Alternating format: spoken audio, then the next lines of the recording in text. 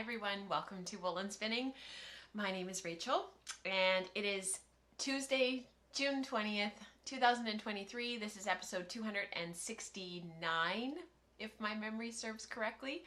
And I hope this finds you guys really well. Thank you for being here. If you're in the live chat, that is for patrons of the show. I send out the links the day before, and then you guys can come and watch the show while I record, which is really fun. We've been doing this for several years now, and I wish I could say that every time I feel a bit more confident and a bit calmer about doing it, and like just that it goes better, but it doesn't change. It always feels like the first time, but it has been really fun, and thank you so much to everybody for being here. I am coming to you from just outside of Vancouver, British Columbia, here in Canada in the Pacific Northwest, and summer has not come yet. We had a couple of weeks that were beautiful, sunny, hot weather. You were starting to see people in their summer gear, and basically lots of skin is basically what ends up happening. But that has passed. We are back to jeans and sweaters, and we were wearing rain jackets last night. It was pouring. When we took the kids down for soccer, we were like, nope, we're walking, doesn't matter, we got to get outside. And everybody was soaked when we got back. So I actually didn't stay at the soccer field. I went to the library and then came home. So anyhow, lots of stuff going on. So we've got a very big show today. I have a lot to share with you. There's been quite a few new projects started this past couple of weeks. I'm not deep into them, but I am like on my way with them. So I thought that I would share those with you guys, obviously, because that's what we're here for. Before I forget, I am wearing my Pressed Flowers cardigan that I finished a few weeks ago, a couple months ago now. It is in my hand spun. It is a pattern by Amy Christoffers. This is the cardigan version, but she has since put out a pullover version. So for those who prefer pullovers, definitely go check out that sweater. She also has a gorgeous cowl that I'm actually thinking about once the PTSD of this wears off, and that's not because of the pattern or because of Amy. It was my own making and doing because I modified things. When will I ever learn? I actually might do the cowl. I really enjoyed the mosaic knitting and the actual knitting of this, and I have quite a few skeins in my stash of hand spun that would work beautifully for an infinity cowl. So I'm actually thinking about that. I've got it in the back of my mind. It's sort of percolating. My friend Pam in our community, she spun some yarn, and for that project, she's got this gorgeous magenta pink color. Dion, every time I see that yarn that Pam did, I always think of you. And she was talking about some pairings and queries a few weeks ago, and I thought, oh, I really like that pattern. So we will see. Let's see, what else are we talking about? So let's do a little bit of housekeeping, and just let me update you on everything that is up and coming in the woolen spinning community, because our community has grown so much and there is so much happening that I think it's important that we just update everybody so that everybody knows what is going on. At least leave it a while before getting over the trauma of the cardigan. Totally. And I loved this, I love this pattern. I love you guys know how I feel about Amy's patterns. Because I modified and I changed things, and my row gauge was different, and I wanted to do, I waxed poetic about it on the podcast a lot, so go back and watch those episodes.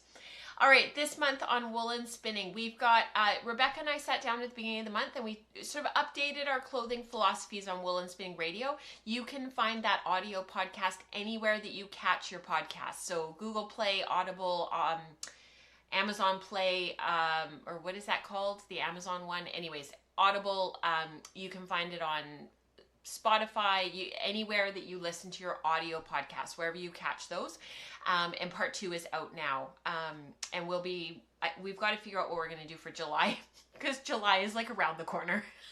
So if anybody wants to hear about anything, let us know in the chat right now, because we haven't recorded that.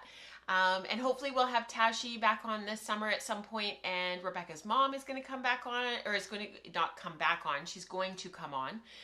So that's all coming. Year of Color is our ongoing study that we're doing for the year. Everything that Rebecca's putting out for the Wool Circle, which is our other live stream that happens twice a month, is about color. So I took a pause for June. It's been just insane around here since March break.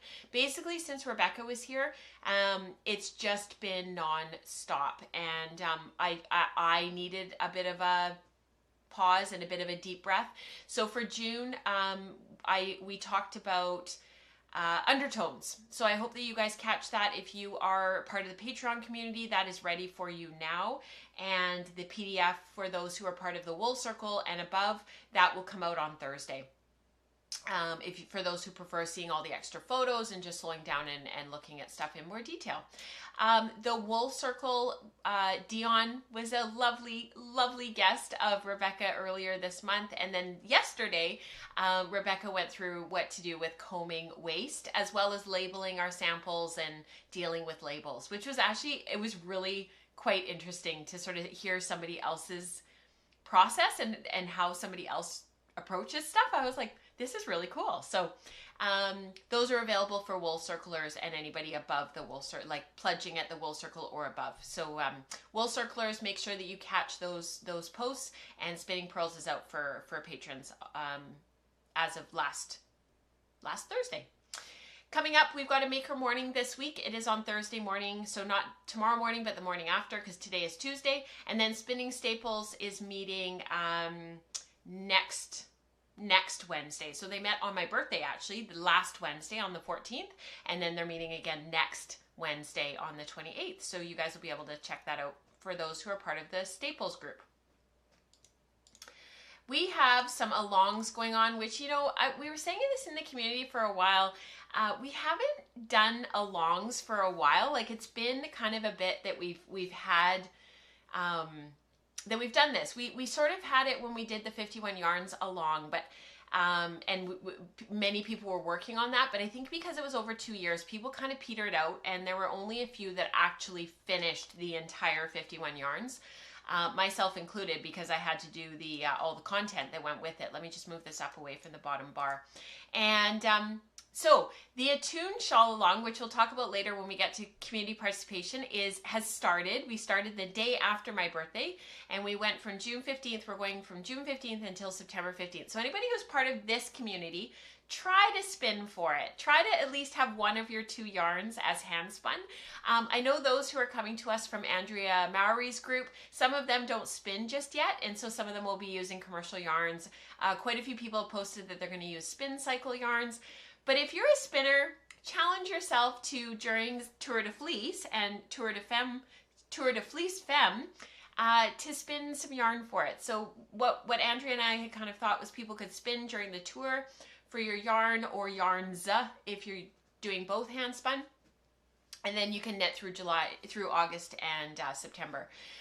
I will talk about what I'm doing for my Attune Shawl Along next, but I just wanted to go through a little bit of housekeeping first so that we're clear as mud on what's going on in the community. Tour de Fleece and Tour de Fleece Femme starts the day after Tour de Fleece ends, so it gives you basically the entire month of July to spin like the wind. And hashtag Team Wool and Spinning, the Ravelry thread to join the team is in the Ravelry group, and we're an SYOG team, so set your own goal, decide what you want to do, and just share throughout the month. And what I love about Tour de Fleece is all of the bobbin and spindle shots. That's what's so much fun about Tour de Fleece. So yes, very, very cool. Christine was wondering, she's been listening to part 2 of Wool and Spinning Radio. So we've been talking about our clothing philosophy, and she's wondering if the wardrobe palette info is in the show notes. Yes, it is, Christine. It is in the the original post. So I can throw that up actually. If somebody has access to all the posts on Patreon, if you want to throw the link up, but if not, don't worry about it. I'll do it during the intro credits. So what do we have today? What are we talking about today? We are covering quite a bit. I will talk about my Spindle Spun summer project. I will talk about my Attune project, Spin. Those have now become 2 different things.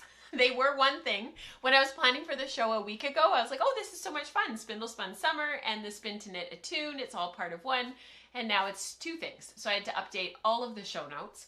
I don't think I've updated the thumbnail just yet, but I will.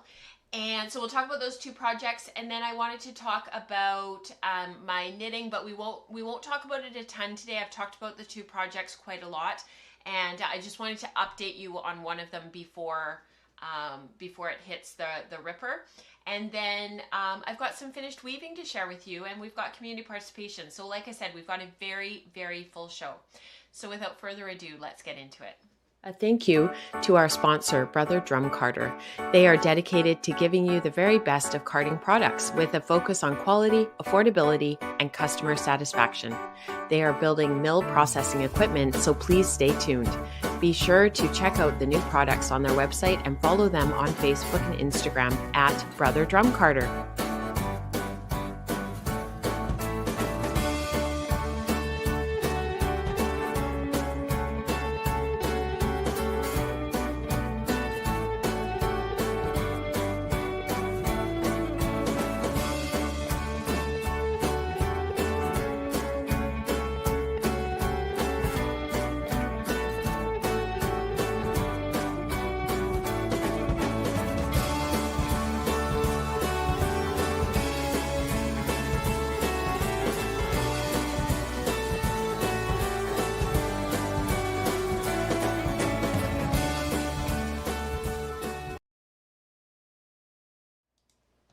So I hope you guys can't hear it in the background, but the kids are playing Minecraft. They wheeled and dealed with me, and they are they're playing Minecraft right now. So they've got it turned up quite loudly. The background music of Minecraft isn't terrible, I have to say, but like there is worse, definitely. But it's quite loud, so I'm just hoping that the camera isn't picking it up, because it's quite loud. For those who need the links, who are watching this back and are needing the links for the Tour de Fleece thread and the Attune thread, I've just thrown them in the live chat. So make sure that you've got live chat on when you're watching this, and you can click on those and save those for later. The other thing I wanted to mention was, if we just go back for 1 second, this little thumbnail here, this little ditty right here, is in the Ravelry thread, and you can copy and paste that for the tour as your avatar. So either on the Slack channel if you don't use Ravelry, or if you do, Slack, Ravelry, and Instagram, so that it says like what team you're on. So grab that, copy and paste it, save image, and then upload it as your profile pic on Instagram and Ravelry. So please go ahead and do that. You're not violating copyright or anything like that. You're just participating in the team. All right, so let's get into Spindle Spun Summer.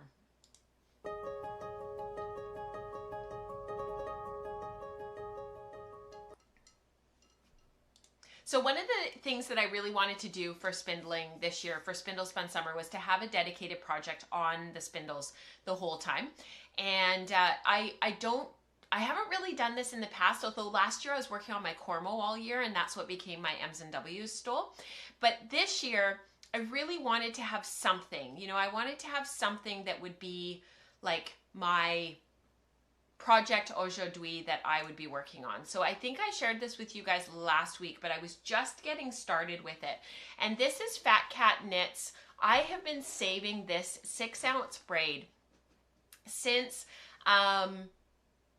2016 is when the photo was taken, but I ordered it with the other Fat Cat Knits fibers that we used for the book when Katrina and I were writing it. And we used the colorway Sushi, and I saw this colorway on the website and I loved it so much that I ordered it in 6 ounces. So for the book, I think we only ordered a couple of 4-ounce braids, or 2 or 3, for all the different things that we wanted to show that you could do with it. I have been coveting this fiber since then, and I basically stashed it away. And it's not that I forgot about it, it's just that I knew it was there. I kind of put it on a bit of a pedestal, kind of like Kinfolk Kylan's what's it called? Oh, it's like my absolute most favorite colorway of all time. It's very similar to this actually, but it's just darker. Anyhow, it doesn't matter. And I kind of have these like colorways in my stash that are just, they're just everything I love about color, and they've got bits of white in them and so on and so forth. So what I did was, the braid is 6 ounces, but there's one section of the braid that was the 4 ounces, and then braided into it was the remaining 2 ounces to make 6 ounces. So I took the 2 ounce portion of the braid when I braided it, and I just started making little nests. I just started splitting it and splitting it and splitting it. There was no rhyme or reason to what I was doing. I just split and split and split and split. And I've been taking these little nests of fiber and I've been spinning them. So this is my Bosworth supported spindle. This one is about 18 grams.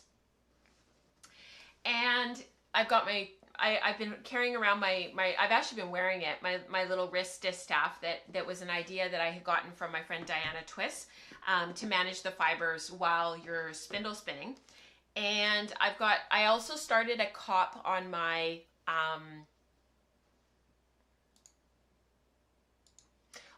Turkish spindle. This one, I don't know why. You guys can totally laugh at me if you want.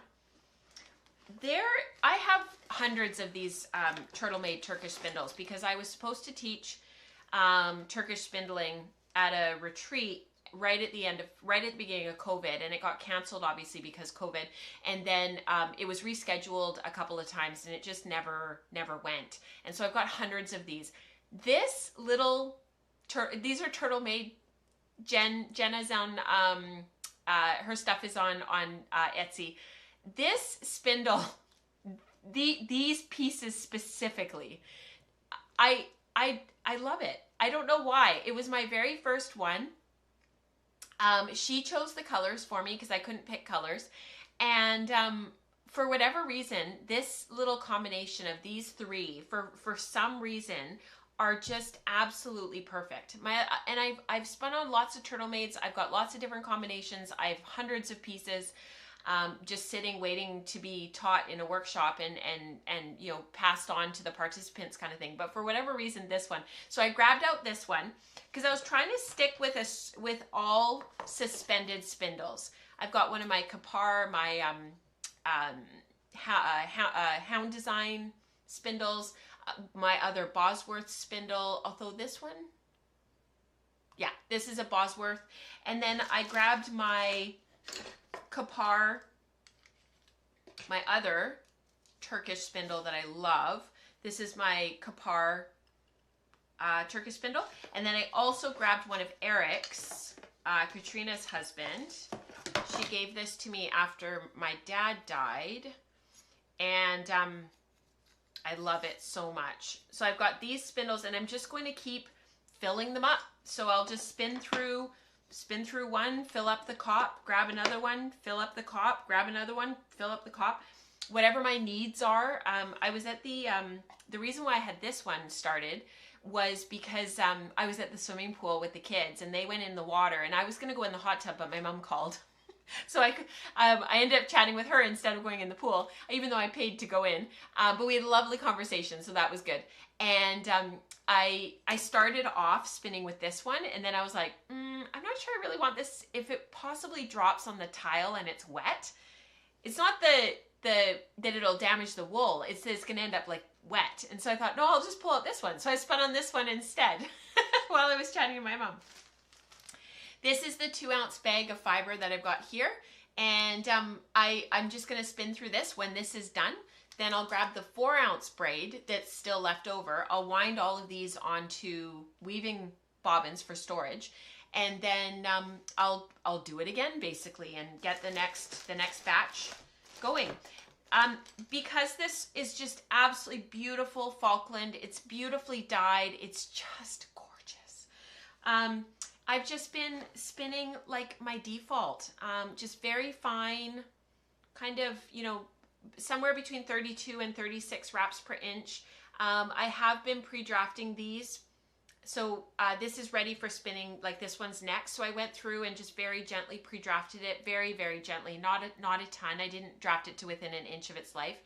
And then just, you know, very slowly dropping to the ground. You know, draft smooth as I go.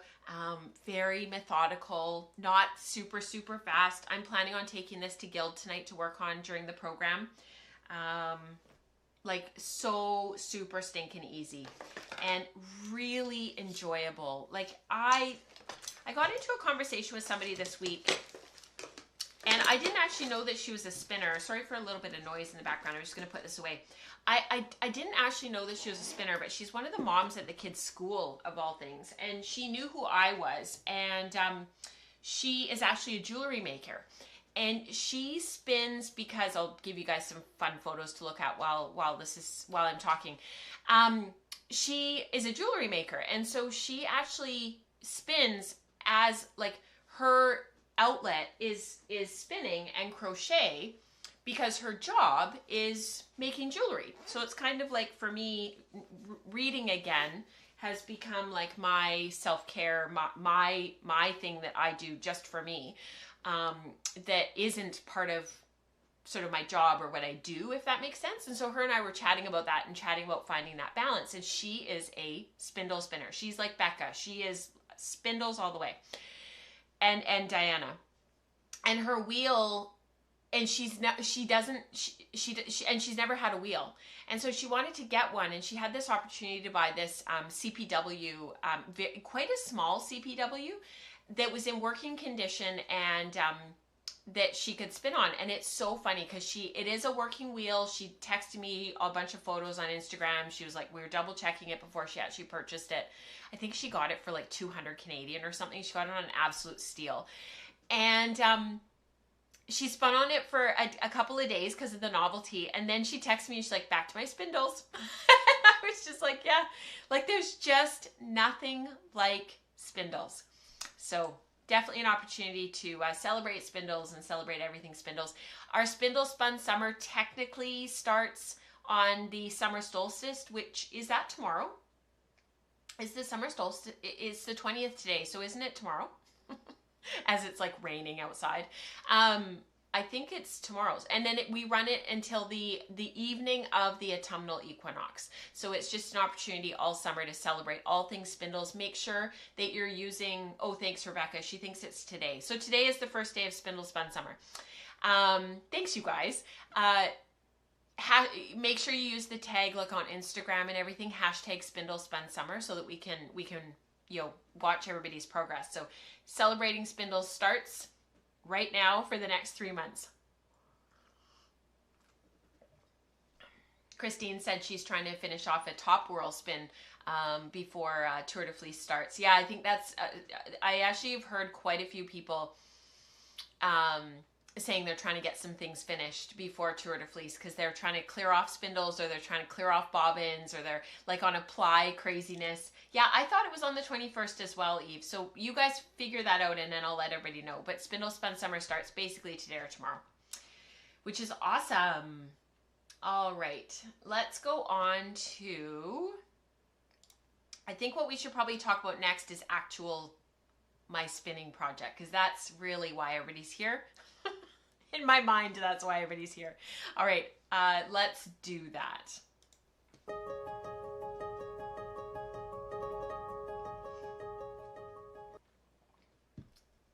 Okay, so Eve Googled it. Trusty Google. It is tomorrow. I thought it was the 21st. Okay. Oh, Christine said she panicked a bit because June 21st is her father-in-law's birthday. Yeah, it's tomorrow. Perfect. Okay, so Spindle Spun Summer starts tomorrow. This next project that I want to share with you is near and dear to my heart. It has been in the back of my mind since 2016, which is also the year that we started the Patreon, which is pretty incredible. So what? Math, Rachel, 7 years ago. This has been in the back of my mind because of this book that Felicia, my dear friend Felicia Lowe, wrote and published back in 2016. Yeah, so it was 2016.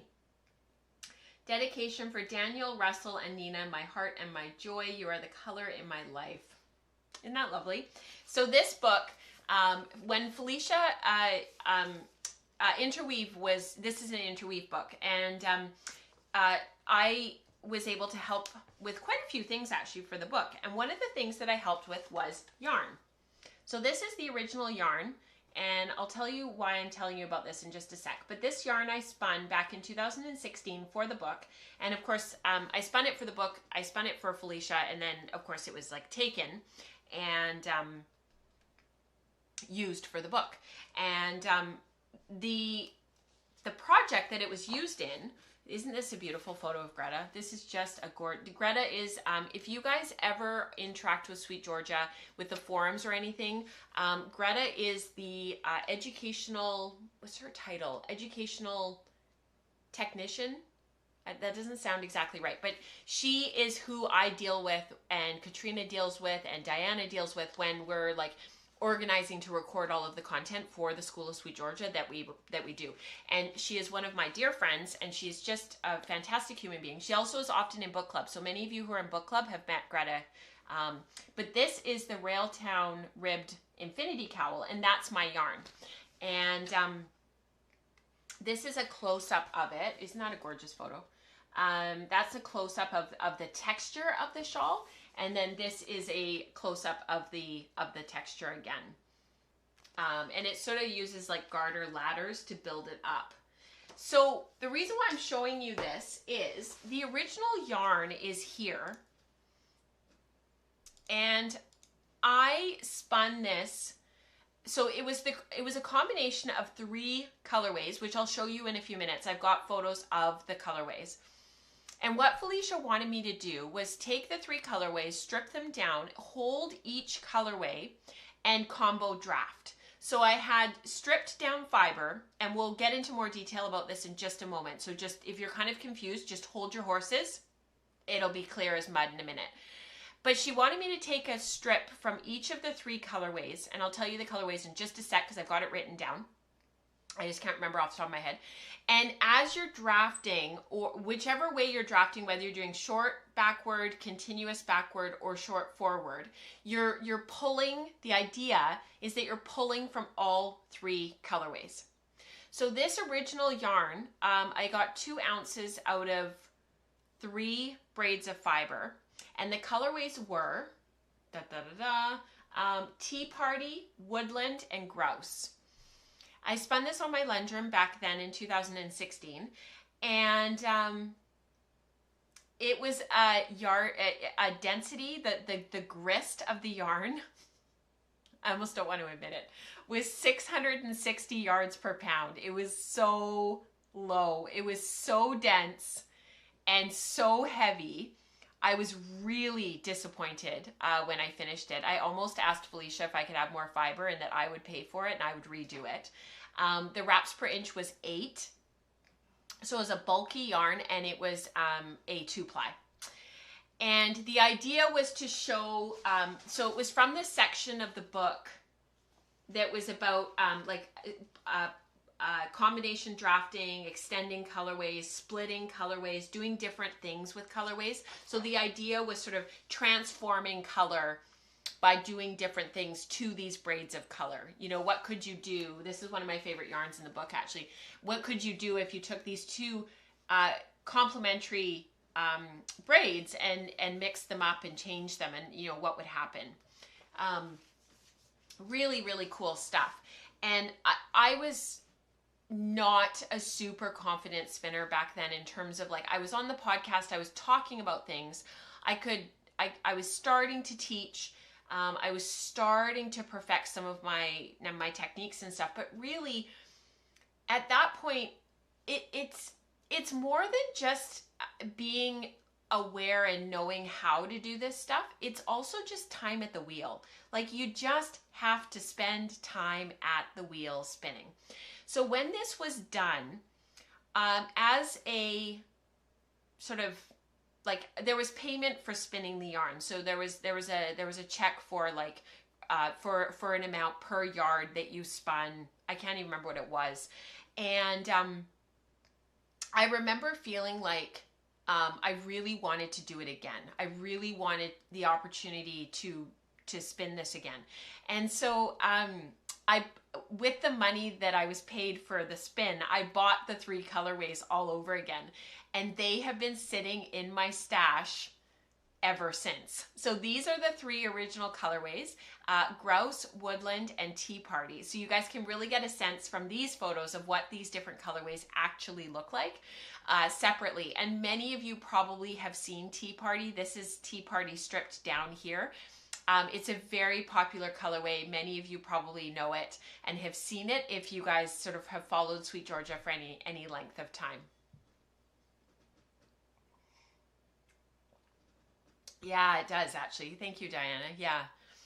So what I did, we had a whole discussion in queries this past Saturday about the Attune shawl. And we were talking about the different color effects that one could create by choosing different fibers and different yarns to go together for the shawl. And if you look at Andrea's examples here of what she did, one of them is in hand spun, which is this one, and one of them, I think that's right. Nope, that's wrong. This one's hand spun and this one's spin cycle.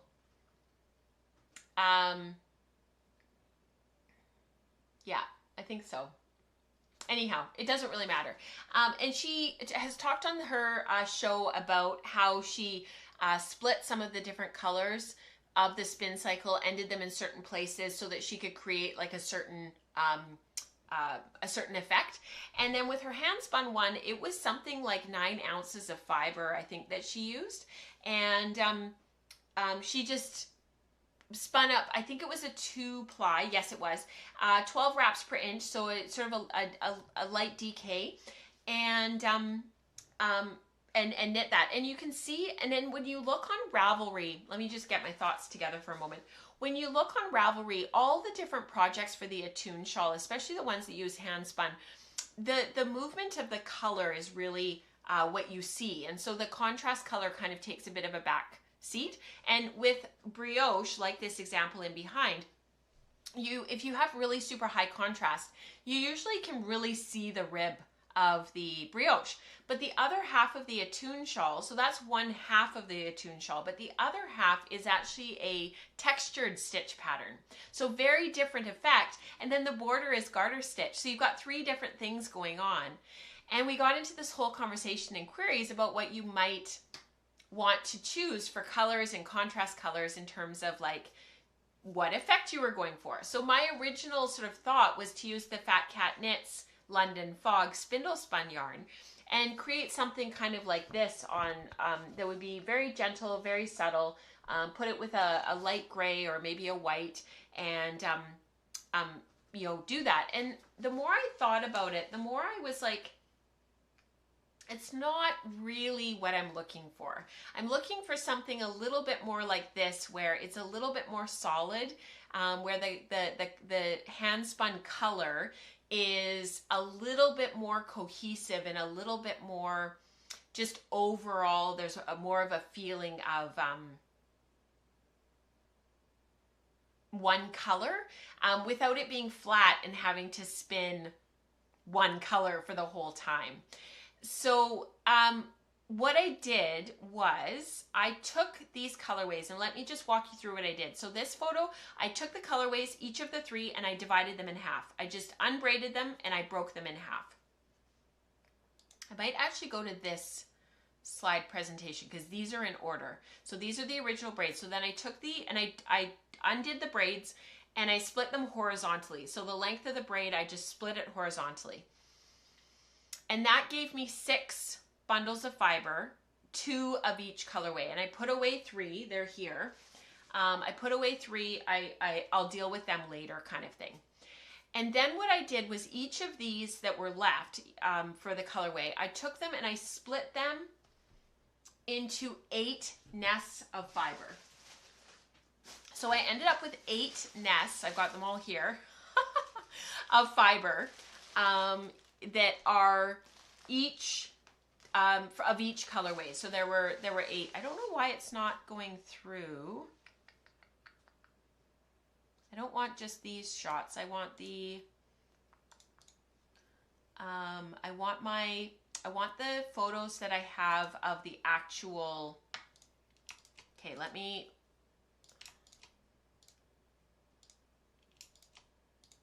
Just give me a sec here, you guys, because we need the ones that are actually of them all laid out. Okay, so this is next. Okay, so these are the 8. So I took those bumps, the 3 bumps, and I divided them into 8, okay? So then from there, I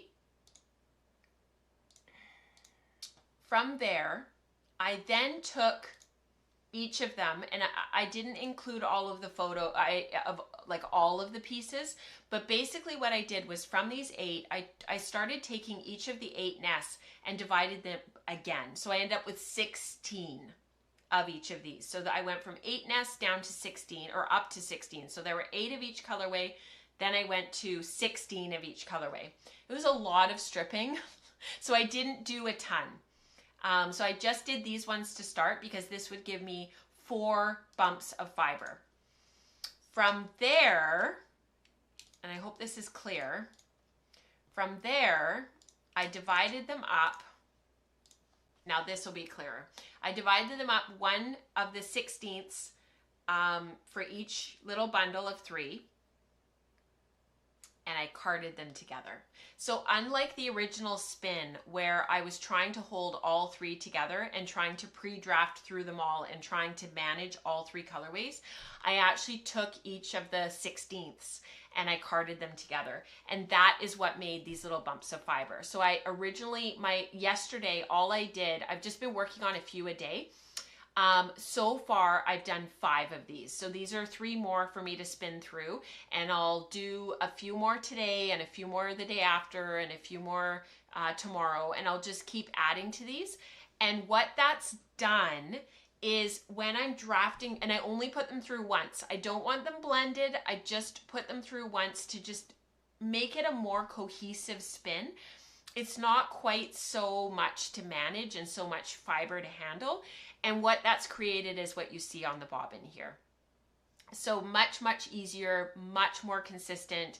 The fiber is easier to manage, and the colors are coming up really nicely. And you can see in the carded fiber, every so often, there's a place where like one color will kind of take over, because there's a lot of that green, like the grouse, which is that light limey kind of khaki green, that dirty yellow. It really takes over. Like it's a lot of the fiber. It's because that color is in all 3 braids. So and then it's 100% of one of them. So like it's a lot of that greeny khaki yellowy kind of color. And it does take over quite a lot, because if you see in the original yarn, if this cycles through on the fiber, if you look at the final yarn, once it gets there, you'll see that like that green is what really came through on the final yarn.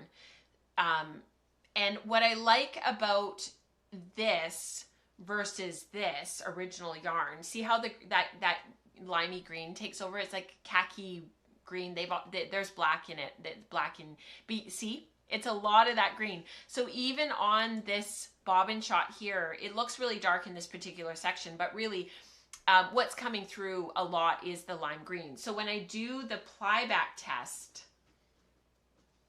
you get the texture. You get the texture of the original spin, and this needed to be higher twist. So when I redid the ply back, I actually added a bit more twist. But you can see there, like you've got the texture of the different colors, but it's not quite so overpowering. It's a little bit better blended than in the original spin.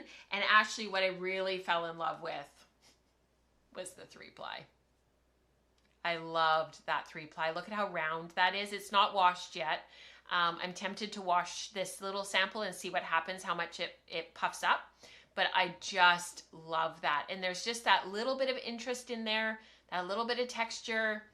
It won't take away particularly from the underlying stitch pattern of the Attune shawl. It'll work really beautifully. So that is what my major project has been. And I did start a Shetland spin this past week that we just don't have time to talk about today. I'll share it with you next time, but I'm thinking that project might take a bit of a back burner while I'm working on this, because this is a lot of spinning. Like this is a huge amount of fiber. I think it'll be fun though. I already spun 3 of these little nests yesterday. I think I'd done 6. I think I said 5, but I think I did 6 because I think I did 3 yesterday. Because they're addictive. They're like little snacks, right? And you just do one and it's like, oh, that was so much fun. I'm going to do another one. Oh, that was so much fun. I'm going to do another one. Like they just go like that. So I think I'm going to do a 3-ply. What I'm going to do actually, because I did divide it in half with the original intention of doing a 2-ply. This pattern needs quite a bit of yardage if you want a fairly decent size shawl. So the aim is for about 700 yards of finished yarn. But like I've got 12 ounces of fiber. Like I've got 3 braids. That's a lot. So, and this 3-ply is, I meant to check before the show and I never did. Prior to washing, this 3-ply is an 18 wraps per inch yarn. Hopefully I can hold it there. It's 18 wraps per inch. Nope, that totally shifted. Didn't even stay remotely in the right spot.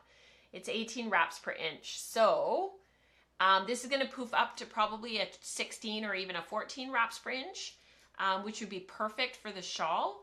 And if it poofed up to like 15, 16, 15, that would be perfect.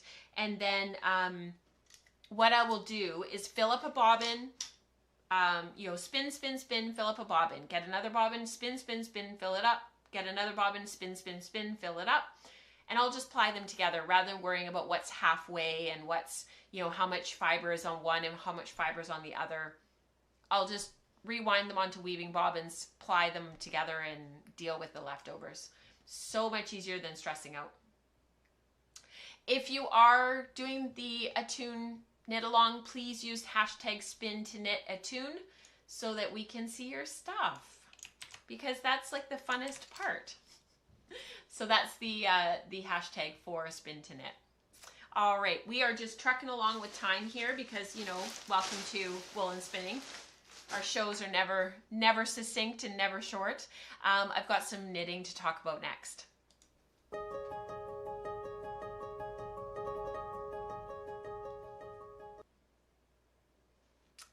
Thanks, you guys. Quite a few people said that they really liked the spin, so thank you so much. I will let you know how it goes. My experiments recently have been telling me that the more you blend it, the more the yellow tends to receive. Yeah, and I think what happens with the yellow is it becomes, it gets blended with the other color, that optical mixing, you know, if there's a red around or like in this yarn, there's the magenta, that gorgeous teal blue that's in there, the yellow, it no longer is yellow. You know, it becomes like a muddy brown or it becomes green. You just start to lose it. So yeah. If I carded the strips together or separately, I did them together. Because I put all 3 on at the same time together. So they just kind of twisted around each other and went onto the carder. I had a photo of that. Hopefully you saw it. Maybe you saw it, maybe you didn't. Let me see if I can find it.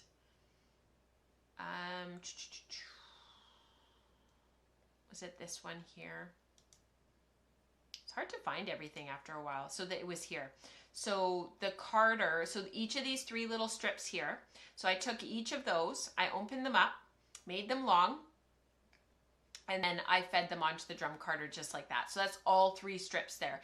And then Glenda was wondering, how did you take it off the carder? Just like you would a bat.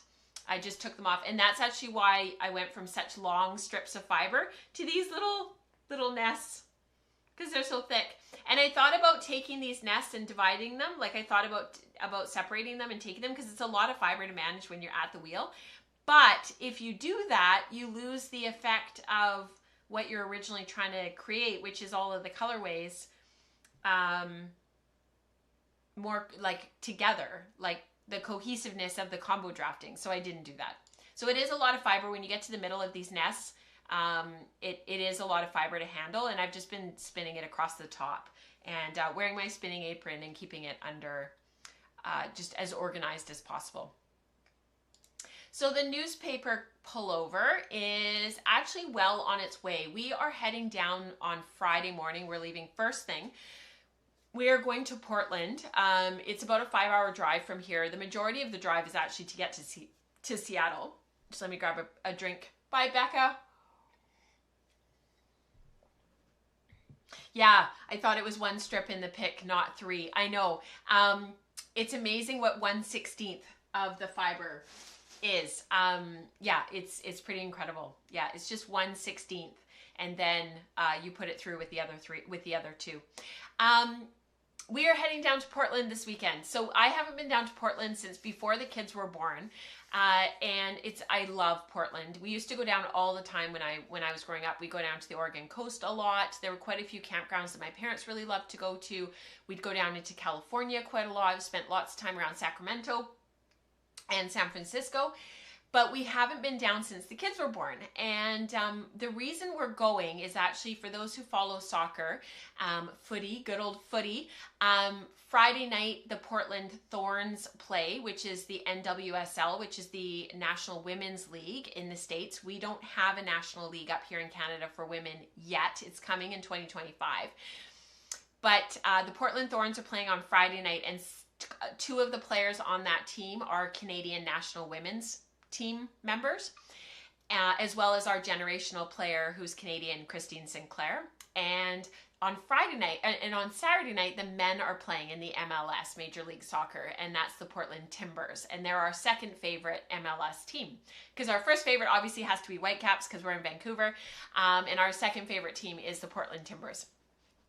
The kids don't know, but we're going to let them each get a jersey. So Nora will be able to get a Thorns jersey and James will be able to get a Timbers jersey, but shh, don't tell them because we haven't told them. So the reason why we're going on that weekend is because both teams are playing on one weekend, and I'm actually going to take this project with me.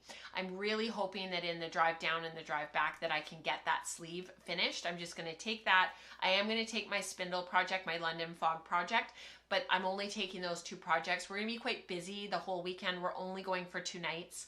I know it's a kind of a ways to go for just the one. The one weekend, but Mike doesn't have any time off, so that was kind of the way that it went. And to be able to see the driver behind this is to be able to see Christine Sinclair play in her club on home turf, because there are rumors about her possibly coming back to Canada when the Canadian National Women's League starts, because she's a generational player. She's turning 40 this year. Most football players don't play past about 35, so she's old. And she's just awesome to be able to watch. We've seen her play on the national women's team, but we haven't seen her play on our club team. So that is why we're going. Super exciting. So I know I've waxed poetic about the newspaper quite a lot. I ended up being really happy with the length of this in the end. I had posted photos prior, sort of not sure whether or not I had done the right thing. This is a pattern by Joji Locatelli, but this was sort of after the 3 colors were done, and I sort of had posted these going like, if I add a whole other color, like it's going to be way down at my bum and down at my hip, which I think is too long. So I ended up adding to the ribbing after discussing it on the podcast with you guys. And Nora was very helpful. She took the photos.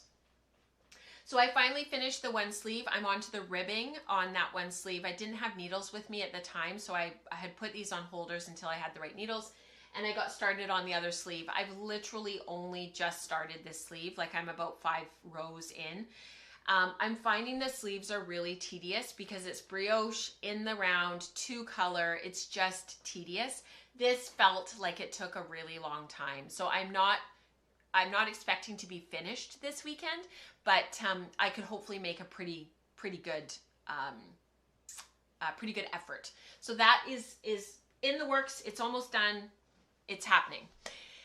The other project that kind of took the wind out of my sails this week was, weekend trips are fun, right? They are really fun.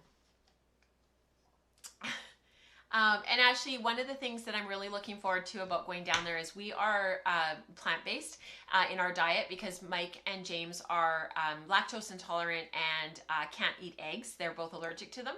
Not anaphylactic or anything, but like IBS type allergic just really upset stomachs and not a lot of fun for the 24 hours after they have eggs. And so we are plant-based. And and Portland, like the options for plant, like for like I don't call ourselves vegan. Wool, hello. But though vegetarian and vegan and plant-based restaurants are like, there's just so many options. So it'll be really fun, like to do the food part too. We're not foodies per se, by like other people are foodies, but when it comes to that kind of stuff, it's nice to have options. So this is Catbells. This is by Megan Notiker. This is a sweater that I knit. Was it last year, you guys? Did I finish it last year? I can't remember. I have worn it so much. More often than not, if I'm wearing a sweater, I'm wearing this one. I knit this because I made the one for my mom quite shortly after. Yeah, 2021. So I finished it almost 2 years ago. Holy smokes. I can't believe it.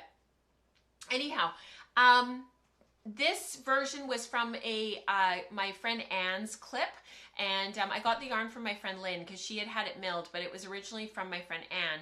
And I think Diana, she did a sweater out of this yarn as well, and it's just a wonderful yarn to work with. It's just really lovely yarn.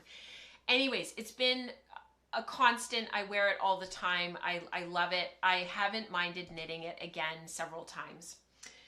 At Fibers West, my friend Lori of Disdarrow Ranch offered me an opportunity to work with her Kopaka yarn that she had dyed. She had it dyed at That Darn Yarn Shop, the mill in Kamloops.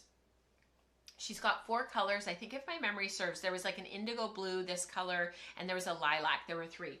And it's just beautiful yarn. I washed it when we got home. I talked about that on the podcast.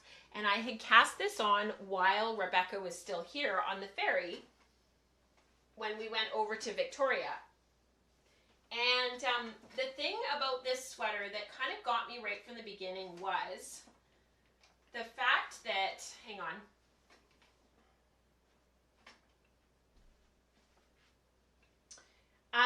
So this is chewing through yarn at like a ridiculous pace, like really, really quickly. This is already the 3rd skein, and it's already chewed through a huge amount of the 3rd skein. And I put it up against my other one that I had already finished, the cream one that I just showed you guys. And if you look, let me just move this over a bit so that you guys can really see. If you look at it, like from the front, it's sort of okay. But it is absolutely massive. Like, it is so huge. And I had already cast on a modified number of stitches because the gauge of this yarn is so much thicker than what's called for in the pattern.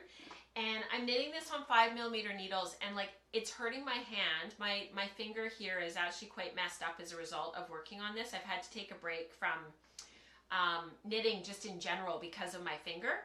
And there's just so much fabric, and this is actually okay. If I could take this and save this and get rid of all of the excess fabric out of it, that would actually be okay. But like, there's about 10 inches, 12 inches of extra fabric back here, and it still comes around and closes at the front, right? So it's chewing through yarn too quickly, and it's just too much fabric, to be honest with you. I'm not going to have enough yarn for one, and it's chewing through just the volume of yarn that it's using is absolutely ridiculous. And because this is 5mm needles, they are the fabric is too dense. Like, it's too yeah, it's too dense. I don't know how else to describe it. So you can see how big this is. And it's already used a huge amount of yarn. So this is obviously being ripped out because I just pulled the needles out. And once I finish newspaper underneath, I will redo this. I'm not totally sure what I'm going to do, to be honest. I need to go up to probably a 6mm needle. So I'm going to have to do a gauge swatch to figure out how many stitches to cast on, because the pattern is meant to be oversized. It's meant to be like the newspaper. It's meant to be, or pressed flowers. It's meant to have a lot of positive ease in it. It's meant to be a little bit boxy. It's meant to have lots of space in it, which I love, and I wear that all the time. It works really well with our lifestyle, but because I'm pretty laid back, I'm pretty relaxed. I don't dress very formally, and so the aesthetic works, but I've got to redo I need to figure out how many stitches to actually cast on to get the right size, and I want it to fit like this one. And this one, you can see how long it is. I want to be able to have that same relaxed fit and have enough yarn to be able to create the sweater that I want to create. So this needs to be redone. I thought I had 5 skeins and I can only find 4. So I'm a little bit confused as to where all of my yarn went. So I have to double check and see how many I actually have, how much yarn I actually have. Yeah. Oh, I thought you did, Diana. She said using this yarn that I had used for my my original Catbells. She made 2 from that amazing yarn, and she has a 3rd on the needles. That's so cool. Yeah. Rebecca says hashtag do a Rachel. Yes. If you're not happy, pull it out. Oh, thank you, Suzanne. She says, love seeing the full view of pressed flowers on you. It looks so good with your jeans and t-shirt. Thank you so much. Let me show you guys really quickly. I don't have buttons on this yet because, you know, life. But, and the other thing that I really wanted to do after I finished blocking this, and I washed it, blocked it, it's finished, other than buttons. The front button band, because I did a picked up sewn button band, I wanted to just give it a light press. So I haven't done that yet. I had the iron out this week, which I'll tell you guys why in a moment. And I just wanted to give it a really light press to have it just sit a little bit more, so that this would just take out some of the it's not wavy, it just needs a gentle press. But I was really, really happy with how it turned out. I wish it was a little bit longer. That's just me. I always want things longer. I just like long things. So yes, and it fits in the shoulders. It fits really, really, really well. I'm quite happy with how this turned out. There's a couple of things I would do differently if I were to go back and do it again, absolutely.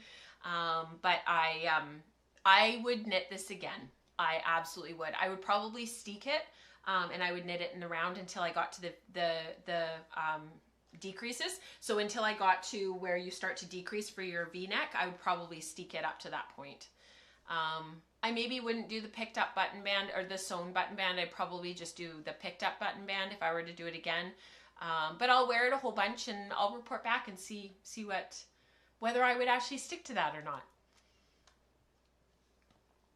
All right, let's finish up with weaving because I have, it's getting on with time.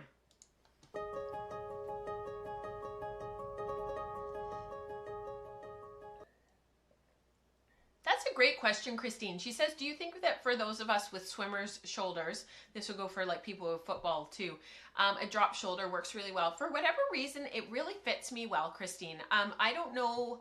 I've lost all of my muscle mass that I had when I was swimming so much. I don't have that like really pronounced neck anymore that I used to. I've just lost a lot of muscle mass in general. Like I just don't look bulky like I used to. And that's for a myriad of reasons. My shoulders are smaller than they were. But, you know, to be honest, I also just, same with Catbells, I just like the fit of them. They're relaxed. A t-shirt can go underneath really easily. You can wear a round neck or a V-neck. You can put a collared shirt underneath or a flannel, which I wear a lot of. I layer a lot. Like I often will have a t-shirt, a flannel, and then I'll have a sweater over top. I wear that a lot. I was wearing that yesterday. And I'll flip up the collar on the collared shirt because then it just makes me feel warm and cozy. I'll throw a shawl over top. I think for me and for my style, I don't know that I really have a style per se, but for what I consider comfortable and what I enjoy wearing, a drop shoulder seems to really work well for me because quite a few of my sweaters that I wear a lot do have drop shoulders. The Solaris, which I heavily modified, but the original shape is still there. The Catbells, this, quite a few. So yeah, give it a try. Absolutely. Yeah, Brittany says the amount of things I have knit and passed on is a lot. It has definitely taught me to be much more intentional. It will enable me to continue to craft for the rest of my life. And our hands are so precious. Absolutely. I have become very intentional about what I make. I don't know if you guys have noticed, but I actually have been making quite a bit less than I was like a few years ago. I've given away so many sweaters. Probably 10, like, I don't even want to say how many I've given away. Most of them I've given away. And yeah, they just don't, it's made me very much more intentional, but it also means that a sweater like this one, for example, where there's just an unbelievable amount of knitting and you feel like you're knitting every stitch, or like newspaper where you're literally knitting every stitch twice because of the brioche 2 color. That's what drives me in terms of like my patience to keep on going, because I know that I'll wear it and I know that I've got the right fit. Oh my goodness, Christine, you were butterfly. I was freestyle, so not as bad as butterfly in terms of the shoulders, but oh my goodness gracious, that rotator cuff too, hey? Drop shoulders are a very relaxed style. They have to have lots of positive ease for them to be practical and for them to look good. Like, have you guys noticed that some of the drop style ones, if they're too small, they just don't look right? There is absolutely the practical piece of it. Amanda's 100% right. But there's also just the aesthetic of it. Like, if they look really small and really fitted, they lose something. I don't know. Yeah. They also make sense for the low crown height of t-shirt sleeves. Yes, agreed. Yeah, so if you look like on here, everything just fits properly. It just works. It just sits, everything sits right. All right, let's move on to looming. Eve is laughing about the looming. The number of times I've had people saying, oh, what are you looming? And I'm like, I just cringe inside because I'm just like, it is not looming, it's weaving. So I put it as the section title as a joke. So I hope that you guys can appreciate that, because you know that it's not looming, but I had to put it as a joke. So my rustic elegance towels are done. The kids are gifting them to their teachers tomorrow. And oh my goodness, this is all stuck together. Let me just move my needles out of the way. So I am so happy with how these turned out. This might be my new favorite thing that I've ever made. I got 10 towels, so let me just slow down for a minute. I used 8-2 cotton. It was all Maurice Broussard cotton, because it was all from my stash. I used, in the warp, I used natural, peach, and khaki. And I'll show you one of the towels that you can really see clearly the 3 colors in the warp. And for the weft, I used this gorgeous pink color, which up close is a little bit darker than the peach that I used. I used this cinnamon color. I used dark gray, and I also used the peach. So I stuck to a very limited palette, very small palette. And out of the 11 yards that I put on the loom, I got 9.5 towels. So the 10th towel is about 2/3 of the length that I was going for with the other ones. So it's quite a bit smaller, and I'll just keep it for a hand towel in the bathroom. It's still really lovely. These came off quite large. I don't have the pattern with me, but you can look it up. It's in the kit. The width and read was something like 27 or 28 inches wide. Like, they were quite wide. 18 ends per inch, 18 picks per inch. And then, of course, because of the Huck and the draw-in and all the interlacement, they draw in quite a lot, but they're still a fair size. I haven't measured them exactly, but they're still just an absolutely perfect, beautiful size for a towel. So let me just share with you. So these are washed and finished. They're ironed. They are hemmed. Now the kids just have to choose which ones they want to give their teachers. So let me show you so that you can really see the warp colors. So this one is a really good, you can really see the warp colors on this. So the warp colors was this, this color over here the khaki color was kind of this greenish color, and you can see the peach floating over top to make the weft spots of the Huck. And of course on the reverse side you have warp spots. So very, very different to the two sides of the fabric. I like both sides. This is the pattern side, like this is the quote unquote right side. This is meant to be the wrong side, but to the untrained eye, you would never know. They're both really pretty. And then this side is the peach. So peach, natural, natural khaki, and peach as weft. And then my tabby picks were all natural throughout all of the towels. So I never changed the tabby color at all. Tabby was always natural. So for those who aren't familiar with weaving yet, and you haven't started weaving yet, and you haven't delved into Huck yet, this will all make sense to you once you get there.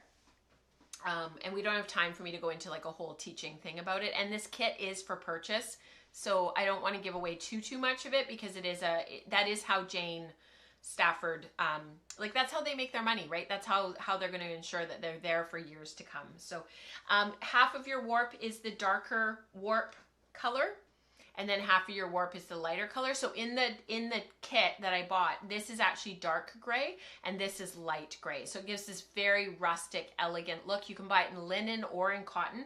I bought the cotton kit and I didn't use the colors.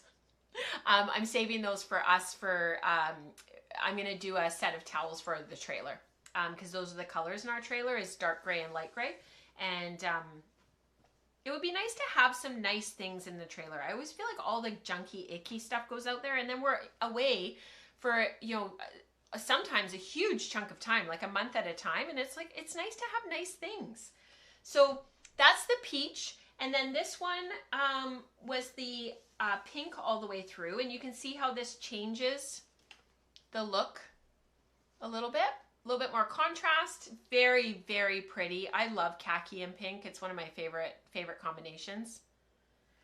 And then the cinnamon changed it again, and it was just that little bit darker, and it was really pretty. And this is where you can really see the patterning. You can really see how the grid comes out. Isn't that pretty? Against the khaki. So, and then the gray again changes things. This one's the gray.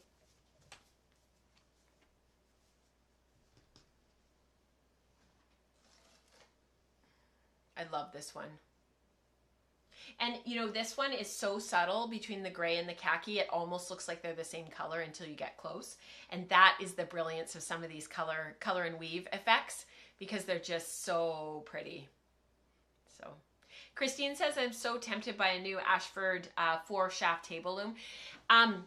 I can see why you would be tempted by the 4-shaft. If you're going to get a table loom and you're going to get something and you're going to spend the money, get an 8-shaft. Not because you need to set it up. You don't have to set up the other 4 shafts. Like you don't have to set up the 6, 7, 8. It's just that if you're going to spend the money and you know that you want to weave long term on a table loom, and you know that you want that's what you're going to use, get the 8 shafts, leave 4 of them, the 6, 7, 8, just don't even set them up. But then you'll have them when you're ready for them, because it's nice to do things like put your floating salvages through shafts 6 and 7. It's nice to just have the option, you know, if you wanted to do a little bit of turn twill, or even if you just had like a lot of threads, like you just had, like let's say this pattern, I can't remember how many warp ends you have, but it's something like 500 and something warp ends. If you only have a certain number of heddles between shafts, and you need, you know, and you've got a certain number of, and you're doing something plain weave, for example, so you're going to be 1, 2, 3, 4, 1, 2, 3, 4, 1, 2, 3, 4. It's nice to be able to distribute that over 6 shafts instead. So 1, 2, 3, 4, 5, 6, 1, 2, 3, 4, 5, 6. And it just, you don't need as many heddles on each shaft, and you can just spread it out. You just have a little bit more options. You know, you can do some 6-shaft patterns without going all the way up to 8 shafts. You've just got, if you're going to do 4, you may as well pay to do the 8 and just have it in your back pocket. It doesn't mean you need to use it right away. It's something you can grow into over the years. But I wish my big loom down here, my big jack loom, my 45, I wish it was an 8-shaft. Yeah, I won't go on and on about that, but that I wish that that was the case. All right, so those are those. I'll show you guys some photos that I have of them just while we're getting organized and finishing up here. I think they're here. Nope, those are not them. There you go. So these are some of the different effects of some of the towels that I didn't pull out to show you. So some of them were, I stopped halfway down the warp and I changed colors. So there's a couple where they're half gray, half cinnamon, and there's a couple that are half peach, half gray, and there's a couple that are half of this pink color, and then the other half is the cinnamon, or the other half is the gray. So the kids are going to go through them and pick a couple for their teachers, and it'll be fun to be able to gift those. And I'll still have a couple to be able to save for our family, because I'm the peach ones, these really light ones, I'm keeping. There's 2 of them that I'm keeping for our family, so they aren't going anywhere. Yeah, the peach gray ones are so lovely, aren't they? They are so elegant. I guess that's why it's called what it's called.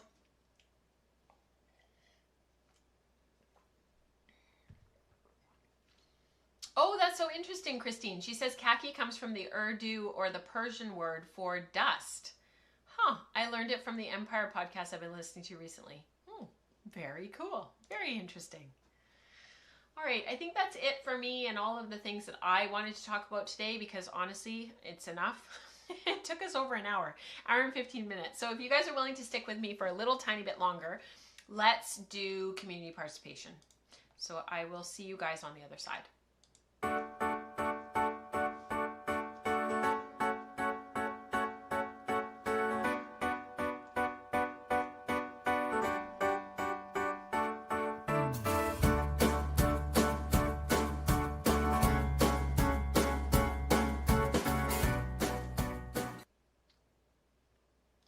You know, Christine, she says, thanks, I'll think more about it.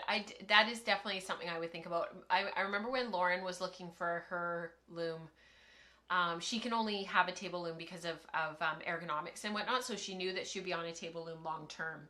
And that was something that her and I talked about a lot, was like that ability to grow into something. If you know that you're probably not ever going to end up on a floor loom, what can you do with your tools to maximize that long term, like where do you eventually want to go? And you know, if you got a 32-inch 8 shaft, you'd be good to go for the rest of you. Like, you'd never buy another loom. Just lots of stuff to think about. All right, so community participation. We always have so much community participation. It's so much fun. Our Attune shawl knit along. So this is, I just wanted to put this here because these are the close-ups of what it actually looks like. So this was Andrea's hand spun one, and then the other one is Suzanne's Attune shawl. So spin your yarn during Tour de Fleece, and then the pattern discount has already been and gone. That was sort of old. So I'll edit that out for next time. But anybody who is sort of going to be working on this is where I'm going to put your future projects for the Attune shawl. Spindle Spun Summer has started. This is from Diane. I've been spinning this ethereal, I love that word, ethereal fiber for a few years. I think it's all silk. It's the most gorgeously dyed fiber. I've lost the tag somewhere, but I think it was dyed by Judith McKenzie. That is so special. And Diane posted a photo of her spinning this on a train next to the Dead Sea this past week, which was really cool.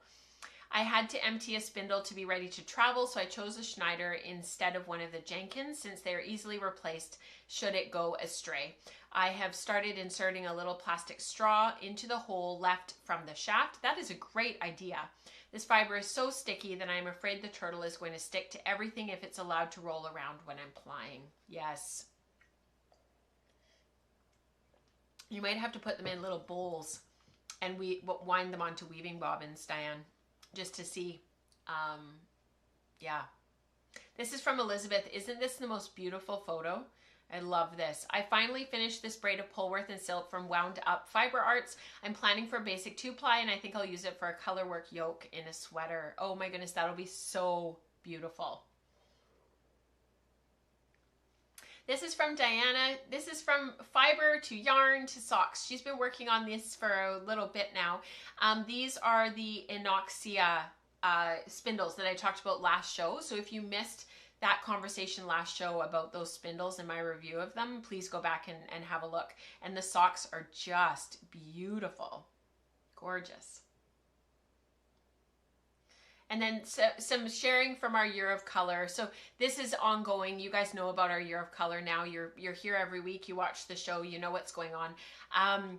The year of color is sort of, this is really jumpy today, is ongoing, and we've been doing so much. We've got complementary contrast coming up in July, and then in August we've got simultaneous contrast. So looking for projects and looking for yarns that exemplify those two things.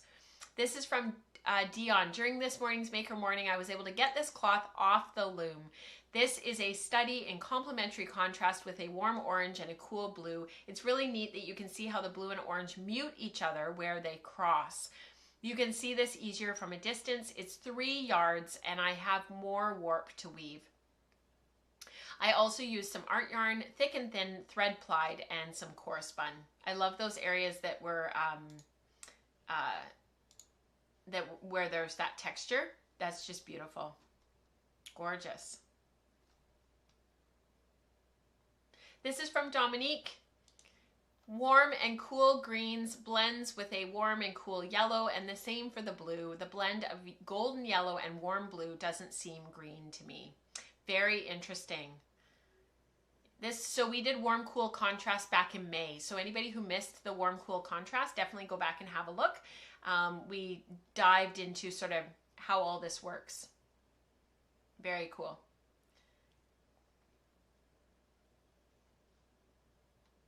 This is from Sam. I threw this into Year of Color because of the color. I just thought it was such a great example of going all the way through to a finished project. That, like, this has been a long-term spin for Sam. She's been working on this for a really super long time. And how cool is it that she's spun all of this boucle, she's done all of this work, and now seeing it all the way through to the other side, she's getting to the dyeing part. So another step in my boucle journey taken this weekend. I started dyeing the full skeins.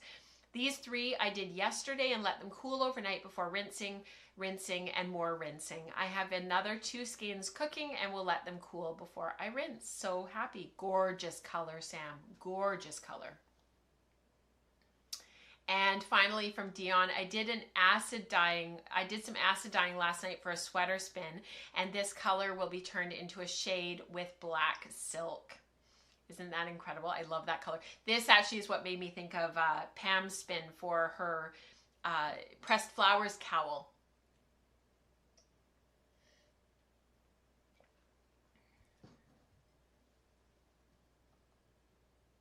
All right, this is General Makes and Shares. There's so much to be able to share. I really had to be somewhat choosy because you guys, you share so much. It's amazing. This is from our dear friend Barbara. She's an amazing weaver. Pride celebration in our city. So I used some Pride fabric that has been in my stash for a couple of years and made overalls. Aren't those incredible? The pattern is the Yanta overalls by Helen's Closet.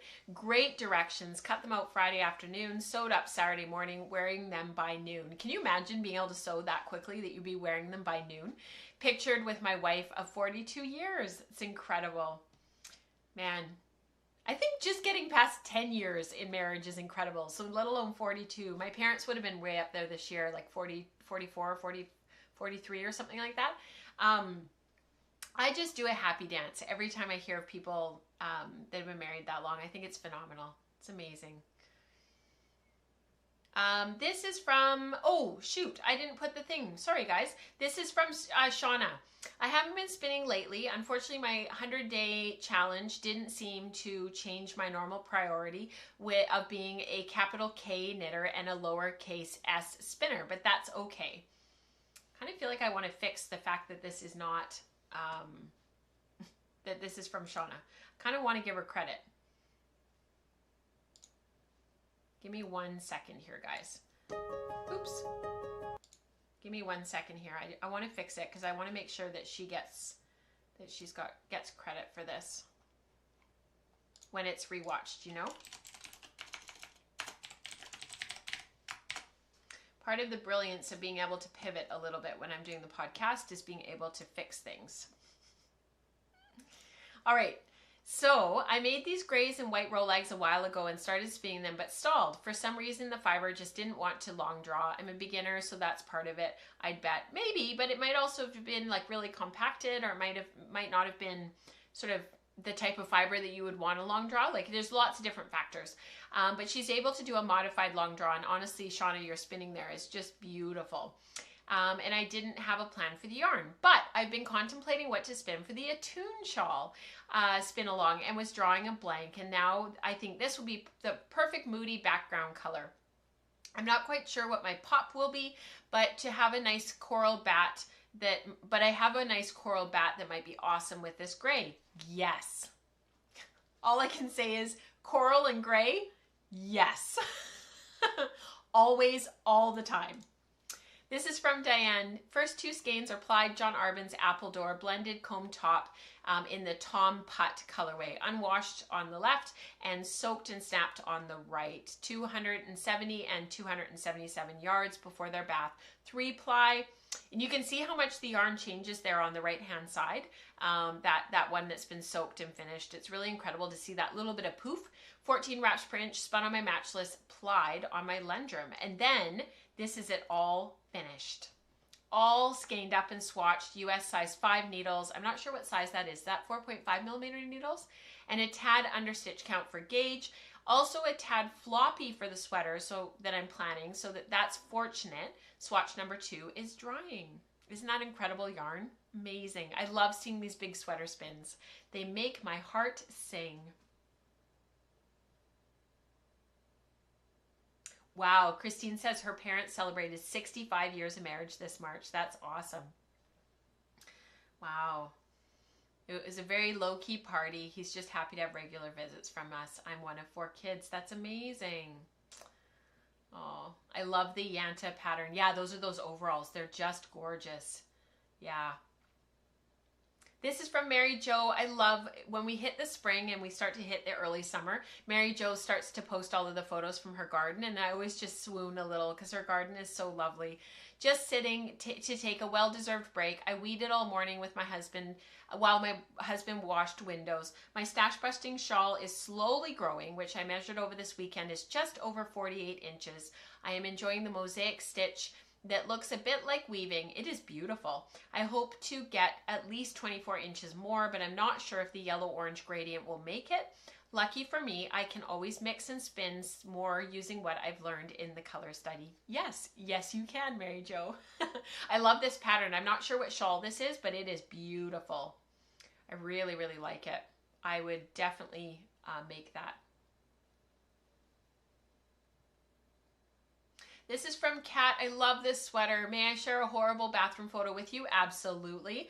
Inspired by Japanese Harori jackets, this is mostly hand spun, but since it was a stash busting project, I just used whatever scraps I found and sort of went with the weight and the color. It is beautiful, Kat.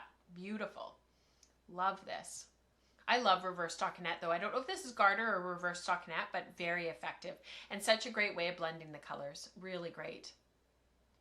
This is from Michelle. This is everything that I love about swatching. Like, look at this gorgeous photo. This is Lydia's Progress. So that's a sheep. She is a Nova Scotia grown Shetland BFL cross. The fiber is all carded up and the color samples are swatched. I think she will become I think it's Maya cardigan. I think that's how you say that. This is such a satisfying craft. Is it ever? Absolutely, Michelle. Look at those colors. And I'm not sure what the Maya, like what that pattern is. I meant to look it up and I didn't get a chance, but just beautiful swatching. Love those grays. And finally, weaving. Because how could I not share this? Sam, this wasn't sure whether to share this here or under hashtag weaving or hashtag sewing. It doesn't matter, Sam, wherever. And here's my latest make. We'll be wearing it today. I hope I didn't tip anything down. I hope I don't tip anything down it. It's hand woven linen made on my Shacked Baby Wolf. The aqua linen I bought from eBay, and the white stripe is toe linen from Eve that she gave me some time ago. The pattern is a hacked strata top by So Liberated. It's one of my favorite makes. I'm looking forward to wearing this later when we go for lunch. This is amazing. And I know that she had a lot of issues with the toe linen on the loom. It did not exactly go well, but oh my goodness, what an effective project in the end. This is just beautiful. Thank you, Sam, for sharing. I love that tag. This is the back. Amazing. Thank you, you guys, for sharing all that you do and for just being the people that you are and for being unapologetically yourselves. I just love it, and it's such a pleasure to be able to share it all here. Yeah, Rebecca says, oh my word, that tag, I need that. Absolutely. It has been a very long show today. My kids have been playing Minecraft for a very long time, so I'm going to say goodbye. I hope you guys have a wonderful rest of your week. I will see you in 2 weeks on July, what day will that be? July 4th, I guess. It'll be Independence Day for you guys in the States. That's kind of exciting. And so hopefully I will see you guys here. I know for many of you it will be a holiday and you might be out celebrating. Canada Day is on July 1st, so our sort of celebrations will be done. But I hope that you guys will spend a little bit of time with us here if you have an opportunity. Until then, happy making. Have an amazing couple of weeks. I hope that you all are enjoying whatever you're working on, and I will see you in a couple weeks. Bye, guys.